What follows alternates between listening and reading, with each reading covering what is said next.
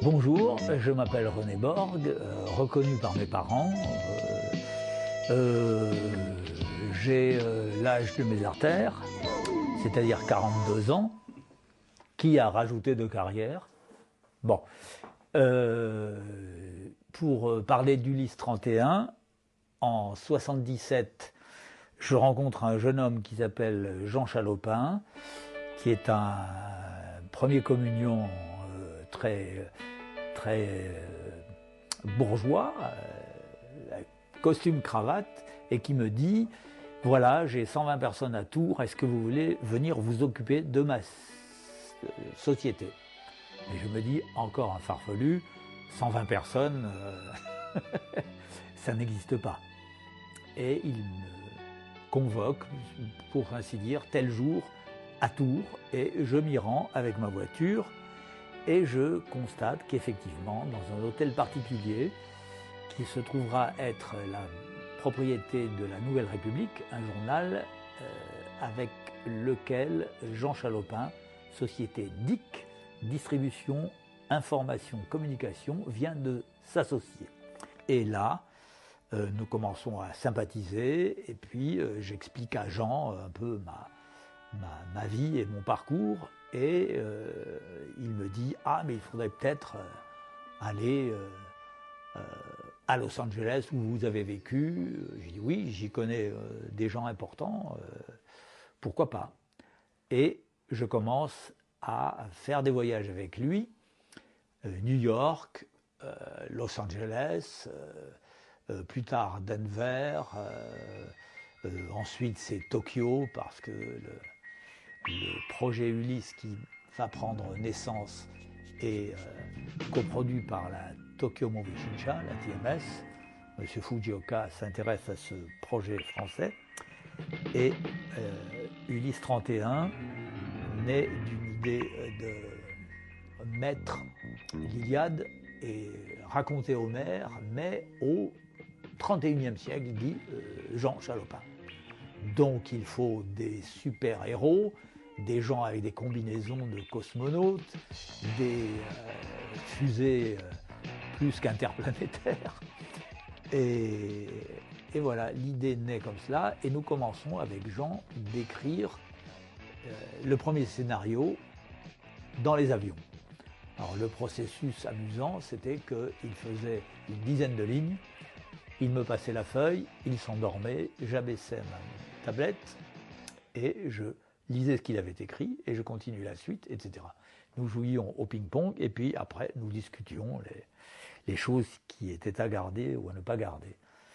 Et Jean me dit, bon, pour cela, il faudrait aussi créer les personnages. Alors il est évident que, étant moi réalisateur, mais aussi animateur et créateur de personnages, j'ai dit à Jean, ce qui serait sympa, c'est que tous les gens et tous les jeunes de la société DIC se mettent en compétition pour... Alors, je leur donne le mot d'ordre. Ulysse, c'est un grand rouquin avec la tête de Jean Chalopin. Alors, pourquoi la barbe? C'est qu'un jour, à New York, Jean, à l'époque, ne savait parler ni l'anglais ni le japonais.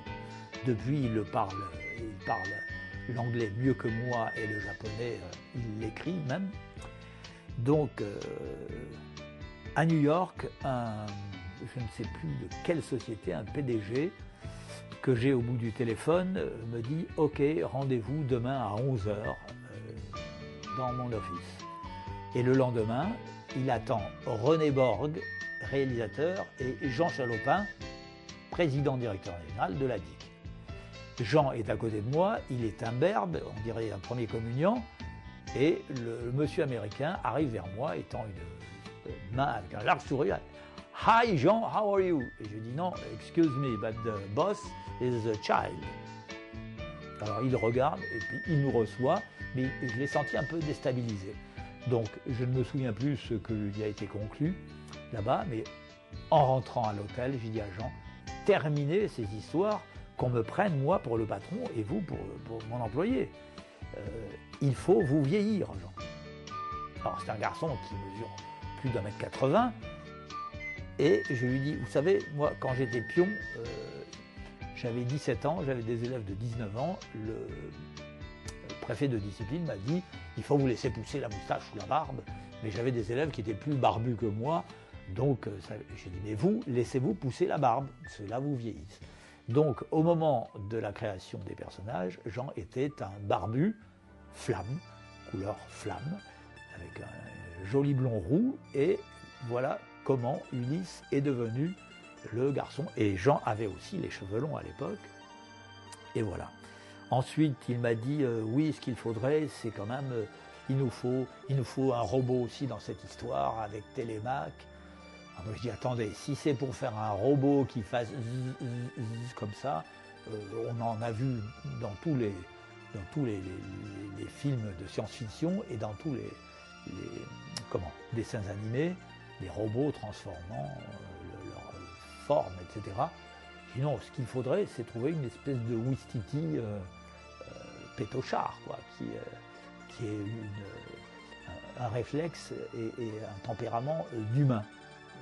Peureux, rigolo, drôle, et qui soit le jouet et en même temps le pet, l'animal domestique de Télémaque.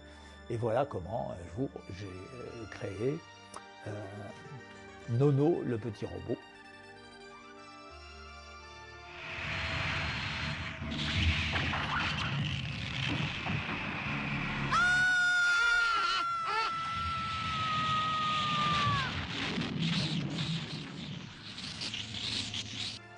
Voilà, et puis Ulysse a donc pris naissance et j'ai recommencé puisque pour le Dauphin Blanc, j'avais ouvert la route du Japon en 1969 et donc je connaissais bien Tokyo et j'ai recommencé les voyages pour superviser la fabrication déjà du premier épisode d'Ulysse 31 sur lequel j'étais réalisateur.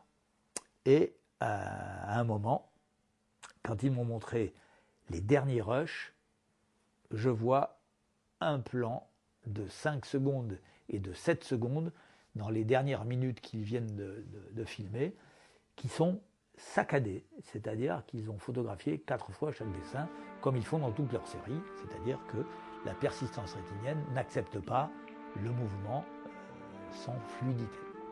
Et j'ai dit, vous ne me faites pas ça. Ça, c'est un autre métier. Et je leur ai écrit dans mon testament. Je respecte votre métier. Vous faites du shaked cartoon, c'est-à-dire du dessin secoué. I try to do animated cartoon. J'essaie de faire du dessin animé. Anima veut dire âme en latin. Donc j'essaie de mettre de l'âme dans mes dessins. Mais je ne veux pas de ces plans. Vous ne voulez pas les changer. Jean Chalopin, qui était à Hong Kong, que je fais venir de force à Tokyo pour la conférence des commerciaux et des chefs animateurs, me dit ah, écoutez, ils sont à 50% producteurs. Pour une fois, on a toujours dit non. Pour une fois, on leur dit oui. Ah, je dis non, je ne veux pas. Si au premier épisode, ils me mettent 5 et 7 secondes, il me dit mais René, il n'y a que 7 et 7 secondes. Je dis non, c'est terminé, c'est un doigt dans l'engrenage. Après, il va y avoir 20 secondes, après 30, et on va terminer au 26e épisode avec du Ulysse 31 saccadé. Si vous ne me soutenez pas, vous avez ma démission.